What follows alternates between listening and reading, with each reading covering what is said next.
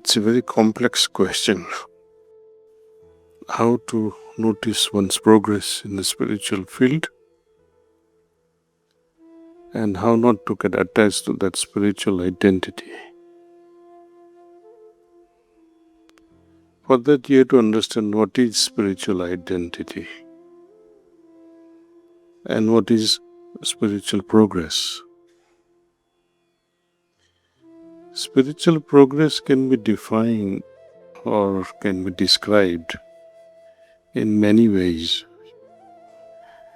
As we move in Yoga Sastras, as says, from one chakra to another chakra, it is considered as progress. From first chakra to second chakra to third chakra and finally the center itself beyond Sat Chit Anand, which is Sahasradal Kamal. You go beyond that. To me, the most beautiful thing that can be measured by us individually, how progress gets reflected in our behavior, with our attitudes, with our speech, with our lifestyle. Are you happy with your lifestyle? Then you can say, I'm progressing. If you are not happy with your lifestyle and there is still needed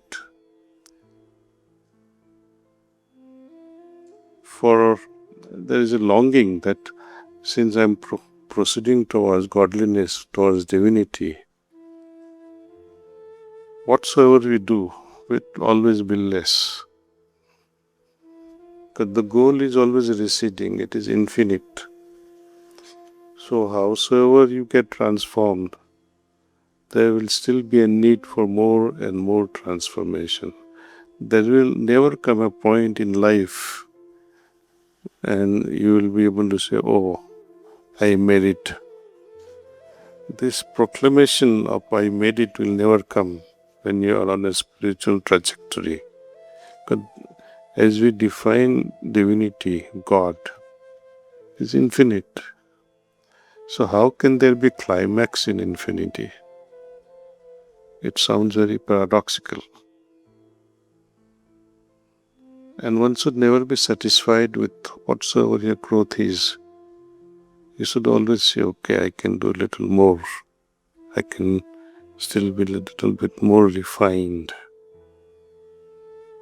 So some qualities like empathy, compassion, kindness, they automatically flower within us without making much efforts because of meditation and especially because of the evening cleaning that we all perform.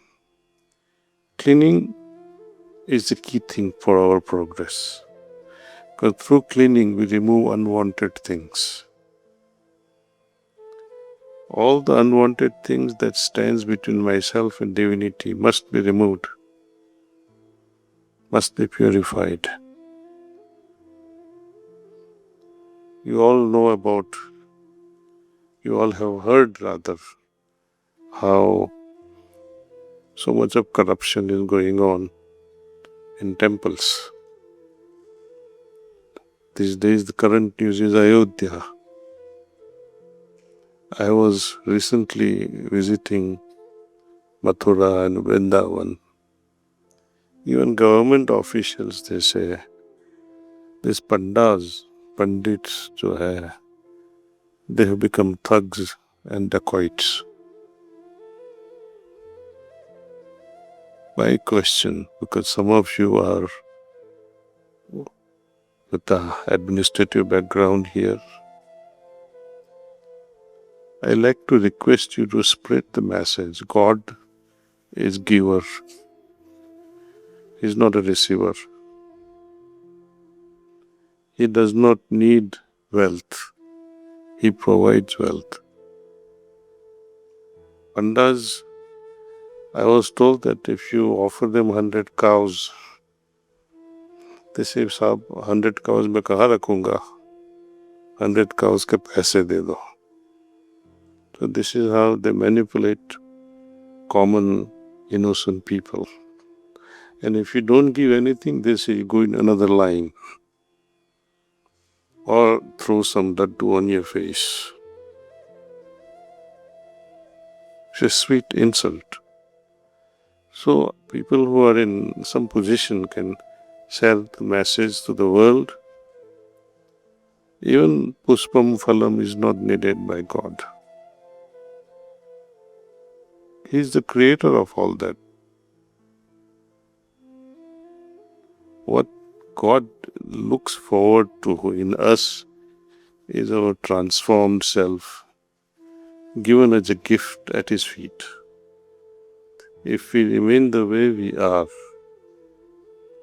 then whatsoever you give to Him will not be accurate. But the moment you change a little bit in your character, in your moral strength, with some level of empathy, some kindness, some openness of the heart, respect for others, then God would be happy. And in turn, He will shower grace and you will become even happier. For God is not blind. When you say, I will return this in gift, or I'm giving you 100 coconuts, but deep down inside that you're already making a transaction. That if I do so many deepam, so many artis, so many pujas, so many coconuts, I will get this in return. So you are actually transacting, you are negotiating with God. Don't you think He knows your intentions? If Krishna has to walk on this earth, he'll run away from Vrindavan and Mathura. So dirty and filthy place. We can't breathe there. And these temples have become so corrupt. So you guys have to take some action. Somehow have no mercy on such people. Punish them.